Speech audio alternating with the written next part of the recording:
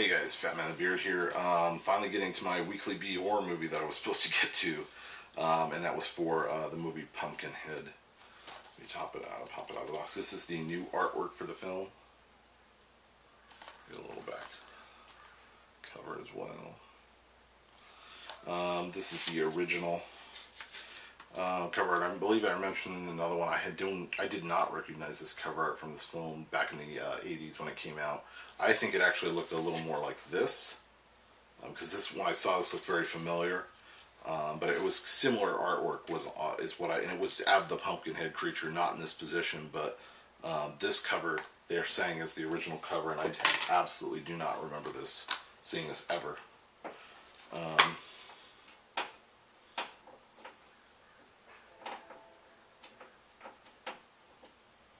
That's weird.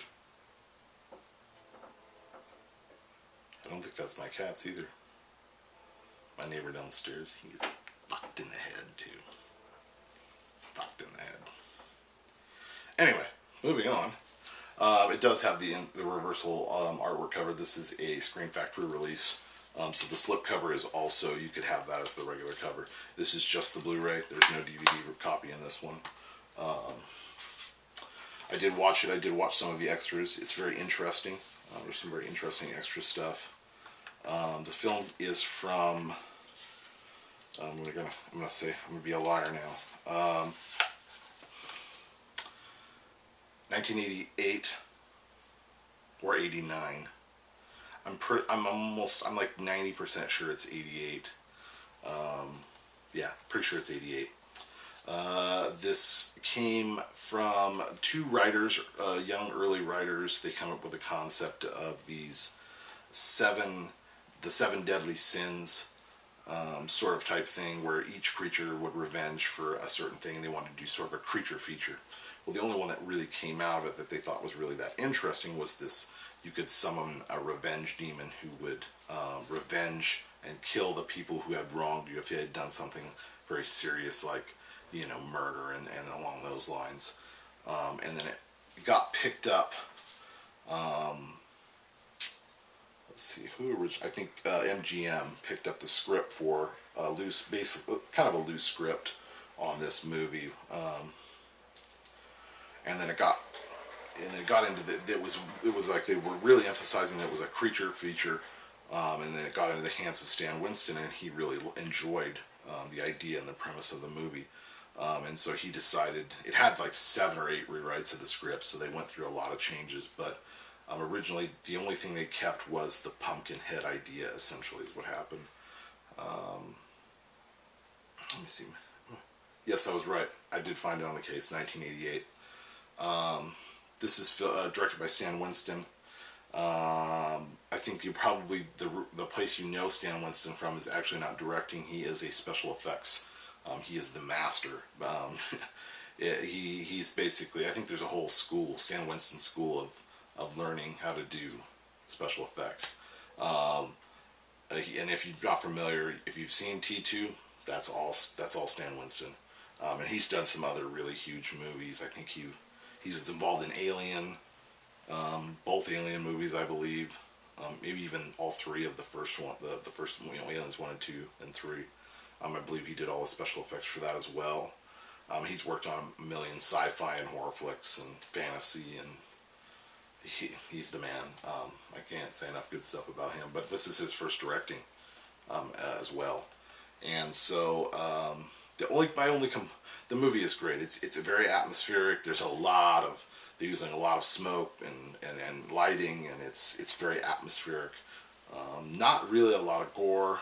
The creature is really, this movie, I mean, you could put this in, not tell anybody, when it was made, and they would probably assume it was made in the last 10 years. This movie holds up really well. It's very solid. Like I said, not a lot of, my only complaint really actually is that the movie, it takes a long time to get really moving, and by the time it gets moving, it's sort of just over. And so it's kind of one of those real build up and then not much delivery. You don't see a ton of the creature. And with creature movies, you have to lay it out in a certain way, or it just doesn't work. Like Jaws is a very good example of how to lay out a creature film. You get little bits of it, and then you kind of see the shark a few times in the beginning, but doesn't really fully show it until, basically the last 25 minutes of the film, 20 minutes of the film. That where he's chumming out the back of the boat, and that shark first comes up, and that's just that moment where I'm like, holy shit. I think you have to do a creature film like that, and this doesn't. It's just basically the creature's there, and you see it, all of it, and it's basically the last, probably 17, 18 minutes of, it's probably only on the screen, probably, maybe 10 minutes or something like that, if you probably totaled it up, maybe 10 to 15. So it's one of those that could have been structured a little better, but it's a really cool story and well acted, and it's got, what is his name? He was I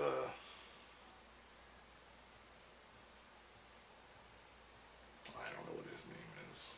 Oh, Lance Hendrickson. He was in Aliens, and he's been in some other. He's been in a million things actually. Alien versus Predator, and so on and so on. So check out Pumpkinhead if you've never seen this and you're a horror fan. This is definitely one of those movies. Just I wouldn't say run out and buy it. I can't really say that just because it's one of those kind of niche films. But definitely pick it up, rent it from Netflix or something like that, and check it out. Well, that's it, guys. Next week, I think I'm going to do. If you remember in my last haul video, I got a DVD set. It was a Linnea Quigley collection, and I'm going to do one of those Grindhouse slasher flicks in there. I'll pick one of those out and do that one, and then I'll do the other two right in a row after it. I've been really wanting to check those out, getting nostalgic and shit. So, but yeah, that's it, guys. I will have that Grindhouse triple feature with Linnea Quigley as my next one next week, guys. So hopefully I'll be more on top of things. So we'll see you later, guys.